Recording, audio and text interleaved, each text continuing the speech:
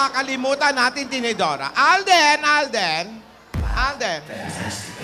Yeah! Yeah! That's my favorite. Ano? Yeah!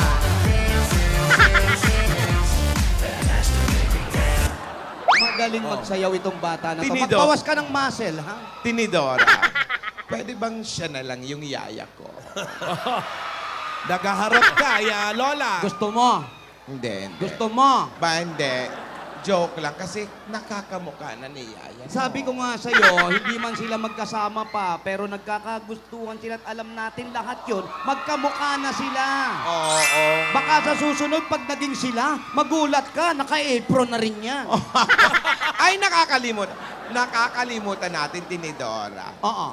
Alden, Happy Mansari! Ayun. Pangatlo na. Alam mo, natutuwa na ako talaga. Try Dati, Mansari. pag nababanggit yan, nagagalit ka. Mansari, hindi paano man. Pero ngayon, ikaw pa ang bumabati sa kanila. Nauunawaan mo na sila, ate. Nauunawaan ko na. Yeah. Tsaka mga masusunurin na bata naman. Masunuri naman kasi Opo. yung bata. Opo. Sumusunod sa mga nakatama. Yung suit naman ni Alden, parang naka-apron din eh. Tingnan mo. Patingin. Start twerking like Miley. Diba mo? Oy! Baba mo yung shot. Oh. Twerking like Miley. Oo yun, nga! oh. Ay, Kulay. ate!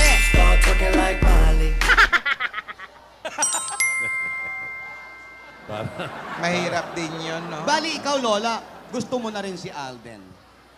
Ibig ko sabihin, nagugustuhan mo ng mga kilos niya. Yung pagiging magalang ng bata. Oo naman. Nasaan na ba si Yaya? Tingnan mo na. Masosorpresa na lang kayo. Si Yaya, ano na? Tinidora. Opo. Si Ay, Yaya, nakait siya bebeng pa rin. Oh, eto. alam nyo, mga kaibigan, andun pa rin siya kay Chabebeng. Kaya nga gagawin niya nila lahat ng bagay para mag-enjoy lang siya doon. Hindi pa muna natin siya pwedeng isama kasi sabi nga ni ate, may mga umiikot. Tinidora.